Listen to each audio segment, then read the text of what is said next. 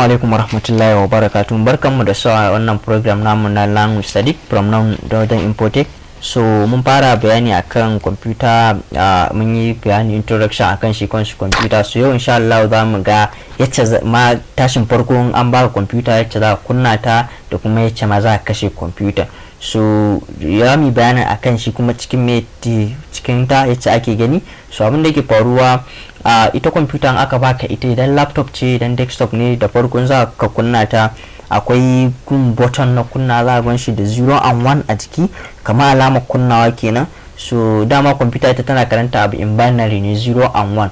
So in kuka duba jikin misali a jikin idan keyboard ne, idan CPU aka baka, idan computer desktop aka baka, so in ka duba jikin system unit din nata za ku ga akwai gun kunna mai 0 da 1 a jiki haka. So za ku ga alamar da fawa dai a jiki, to 0 and 1 ne wannan abinda, so abinda language da computer take fuskanta kenan, da abinda kai amfani da shi tana mayar da shi to 0 and 1. so laptop ne shi ma za ka gani in ka kunna ta za ta kawo ma, idan computer da password, so za ku ga za ta ce ku rubuta password din computer, idan babu kuma zai kawo ma cikin nan kenan. So nan gun da kuke gani gun nan da na highlighting gaba kida inda application ka shi yake kira desktop, duk wani application da kai installing a ciki a nan za ka gan shi ya zo na su kan desktop ɗinka kenan. Nan gun kuma inda nake taɓa yanzu shi ake kira tax bar, duk wani application da ka buɗe yana zuwa nan gun. Yanzu misali wannan ga ta screen recorder nan da nake amfani da ta, kun ga na buɗe ta, so tana kan da tax bar ɗinka.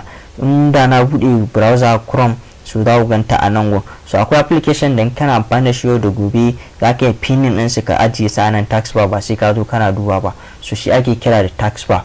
Idan za ka shiga kuma cikin computer this PC ka ga abubuwan da suke ciki hard disk ɗinka, za ka duba wata computer za ku ga an sa this PC, wata za ku ga an sa desktop, wata za ku ga my computer.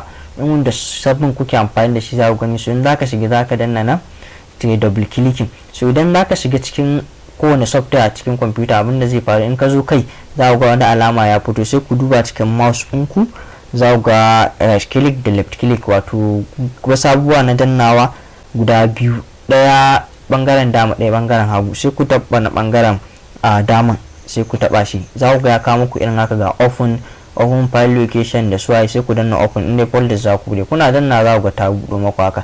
duk abin da ku shiga cikin computer haka ake shigansa. So idan misali muna son PowerPoint nan mu shiga, za ka danna abun open sai ku danna open, to haka ake shiga. Idan kuma ma kana so ka shiga da sauri haka, ko kuma za ka yi zuwa kai kana yi, sai ka danna left click so biyu, wato shi ake kira da double clicking. Kuna danna so biyu da sauri za ku ga ya shiga a haka. So haka ake shiga cikin application na cikin computer da yake da shi.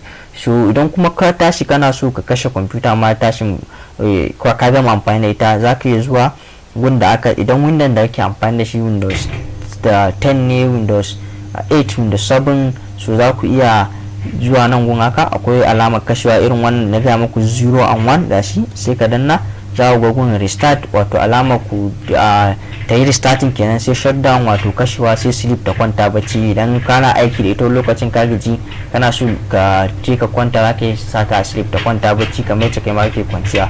So haka duk wanda kake so. So anan za mu tsaya wannan bidiyon, sai kuma bidiyo na gaba insha Allah. Sunana Sadiq Abdullahi from Northern Impotech. So na gode.